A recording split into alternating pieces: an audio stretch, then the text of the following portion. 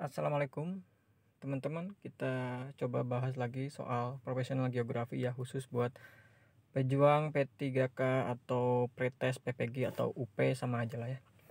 Nomor 6 kita lihat ini konservasi tanah dan air di perkotaan ya. Konservasi tanah dan air yang cocok diterapkan di wilayah perkotaan adalah dengan cara apa?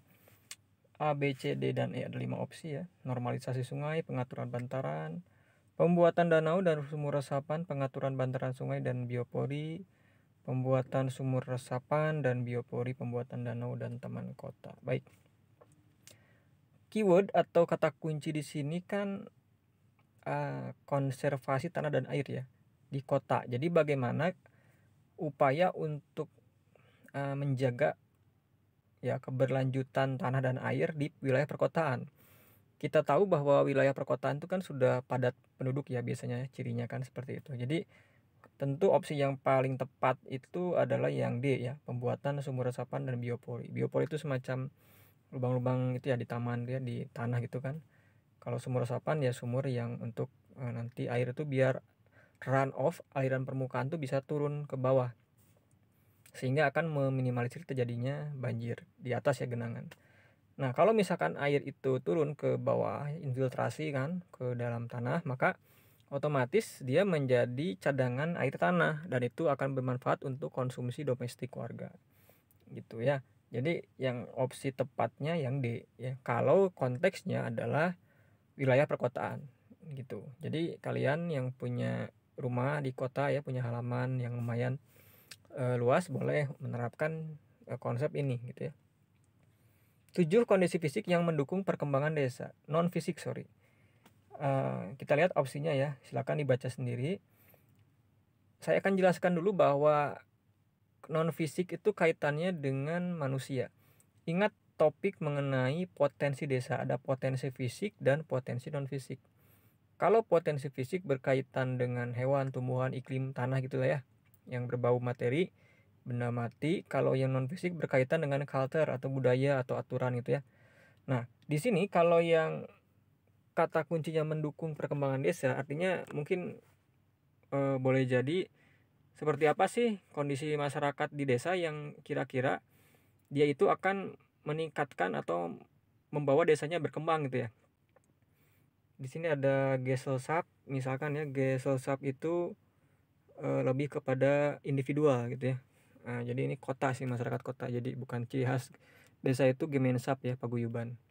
Nah, jadi saya lebih kepada yang ikatan keluarga inti sangat kuat sih ya. Jadi ketika di antara anggota keluarga saling memahami ya, kemudian memiliki ikatan yang bagus, maka saling percaya, maka kondisi keluarga itu kan akan menjadi bagus, sehingga lambat laun desa itu akan berkembang juga. Jadi kumpulan keluarga-keluarga yang baik ya, keluarga yang tangguh di desa, maka dia akan menjadi sebuah komunitas desa yang bagus gitu ya.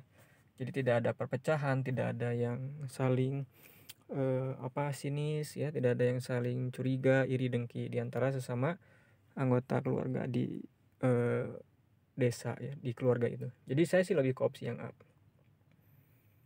Nomor 8, konsep geografi yang paling tepat untuk membahas negara maju dan negara berkembang adalah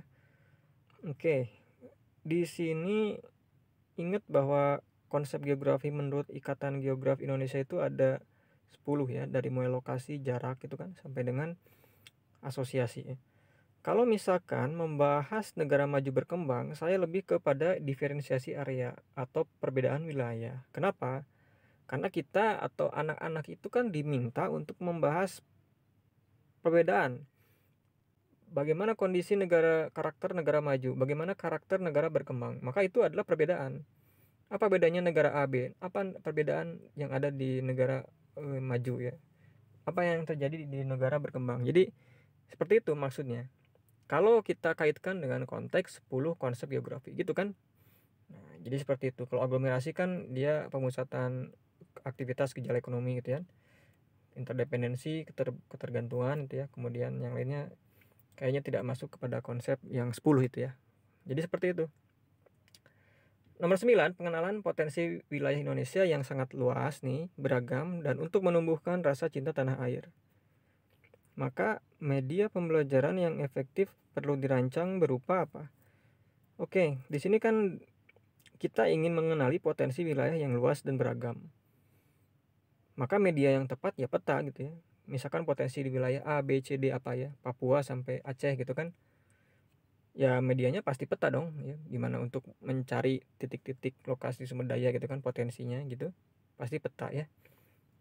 Kemudian nomor 10, pembelajaran geografi akan menjadi bermakna bagi peserta didik bila metode dan media bervariasi, kemudian bermanfaat dan dapat diamati, tujuan jelas, konkret, menarik, beraneka variasi, sistematis, dan siswa aktif. Kenapa pembelajaran itu bermakna? Karena jadi anak-anak itu merasa pembelajaran geografi itu bermanfaat, meaningful ya, meaningful kalau in English itu kan bermanfaat bagi dia. Karena apa? Karena si guru itu sudah menyertakan tujuan yang jelas dan konkret. Jadi kenapa misalkan hari ini saya akan membahas peta. Nah, tujuannya apa? Kenapa kok anak-anak harus memahami peta? Karena misalkan supaya dia paham tentang lokasi ya, ketika misalkan jadi delivery makanan, jadi Gojek apa ya, dia paham caranya gitu supaya nggak tersesat. Jadi meaningful atau kebermanfaatan bermakna itu ketika anak menyadari bahwa ketika belajar konten tertentu maka dia itu akan paham bahwa itu bermakna, artinya tujuan, artinya konkret gitu ya, bahwa saya belajar ini geografi untuk ini gitu, ada di lapangan dia bekasnya ya, jadi bukan hanya teoritis gitu, itu maksudnya. Jadi yang C ya.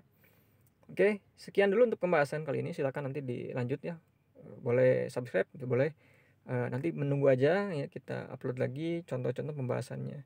Harus sering diulang karena Bapak Ibu, kalau mungkin Bapak Ibu selama ini pasti mengajarkan sama ya, cuman kadang-kadang kalau diminta untuk menjawab soal seperti ini kayak blank gitu ya, jadi harus diulang-ulang aja. Oke, terima kasih. Assalamualaikum warahmatullahi wabarakatuh.